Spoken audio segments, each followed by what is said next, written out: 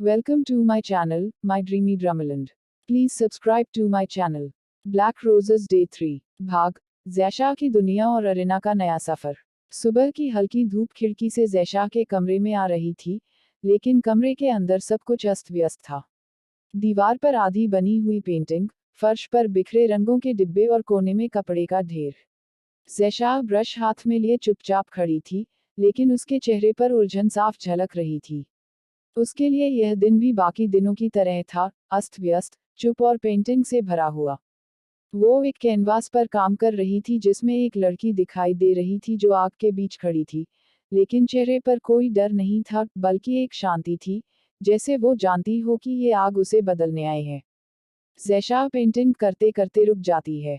एक गहरी सांस लेकर वह दीवार की ओर देखती है जहां उसकी पुरानी पेंटिंग्स लगी हैं। हर एक पेंटिंग में दर्द, रंग और अधूरे सपने कैद थे। उसका मोबाइल बार बार बज रहा था, कभी बिजली का बिल, कभी मकान मालिक का मैसेज, कभी किसी पुराने ग्राहक की बकाया राशि की याद दिलाना। वह थककर एक कोने में बैठ गई और आंखें बंद कर लीं। ये सब झेलते हुए वो अब समझ चुकी थी कि कॉम्प्रोमाइज उसकी जिंदगी का हिस्सा बन गया है। उधर कॉलेज में अरीना का तीसरा दिन काफी खास था। वो पहले से ज्यादा आत्मविश्वास से भरी दिख रही थी। आज मिस्टर थॉमसन ने क्लास में एक प्रोजेक्ट अनाउंस किया, एक छोटा वीडियो बनाना था। थीम थी न्यू बिगिनिंग। अरीना को ये टॉपिक सुनते ही चेहरे पर चमक आ गई। कुछ देर बाद सब छात्रों को एक एक करके अपनी कहानी और विचार साझा करने को कहा गया। विनी सबसे पहले खड़ी हुई। उसने मुस्कुराते हुए एक पुराना इंक पेन दिखाया और कहा, ये पेन मेरे लिए सिर्फ एक लेखन साधन नहीं है।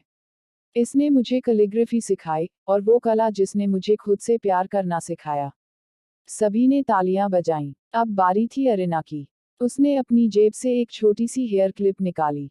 ये क्लिप मेरी बहन जैशा ने मेरे 12वें जन्मदिन पर बनाई थी। मैं उस दिन बहुत रोई थी क्योंकि माँ ने मेरे बाल काट दिए थे। तब जैशा ने यह क्लिप खुद बनाई और कहा, अब भी तुम खूबसूरत लग रही हो। वो पल, उस क्लिप ने मुझे सिखाया कि नई शुरुआतें छोटे टुकड़ों से भी बन सकती हैं। क्लास कुछ पल के लिए खामोश हो गई। मिस्टर थॉमसन के चेहरे पर गर्व झलक रहा था। फिर डैनाई की बारी आई। वह अपने स्केटबोर्ड के साथ खड़ा हुआ। यह सिर्फ स्केटबोर्ड नहीं है। जब मैं गुस्से में होता हूँ, उदास होता हूँ या खुद से लड़ रहा होता हूँ, यह मेरा साथी बन जाता है। इसके पहियों की रफ्तार मेरी उलझनों को पीछे छोड़ देती है। अरीना उसे देखती रही। उसकी आंखों में कुछ था, एक गहराई, एक कहानी, जो अब तक सामने नहीं आई थी। डैनाई ने उसकी ओर देखा और मुस्कुराया। फिर धीरे से उसकी ओर झुककर फुसफुसाया, मुझसे दूर रहना, मैं वो नहीं हूँ जिसे देखकर दिल लगाया जाए। अरीना की सांस थम गई। वो कुछ कह नहीं पाई, लेकिन दिल जरूर जोर से धड़कने लगा। अब रेयॉन खड़ा हुआ। उसने एक पुरानी डायरी निकाली। ये मेरी डायरी है। इसमें मैंने अपने सपनों, हारों, जीतों और उन लम्हों को कैद किया है जो मैंने किसी से नहीं कहे। जब भी मैं हारता हूँ, ये मुझे याद दिलाती है कि मैं कहाँ से चला था और कहाँ पहुँचा हूँ। वीडियो पूरी क्लास में शूट हुआ। सभी ने अपने हिस्से जोड़े और एडिट करके जब वह मिस्टर थॉमसन को दिखाया गया, तो उन्होंने तालियां बजाईं और कहा, this is not just a video, it's a canvas of your hearts. Arina का मन फूला नहीं समा रहा था। कॉलेज के बाद रेयॉन ने उससे कहा, अगर चाहो तो मैं तुम्हें घर छोड़ देता हूँ। अरीना मुस्कुराई, लेकिन मना कर दिया।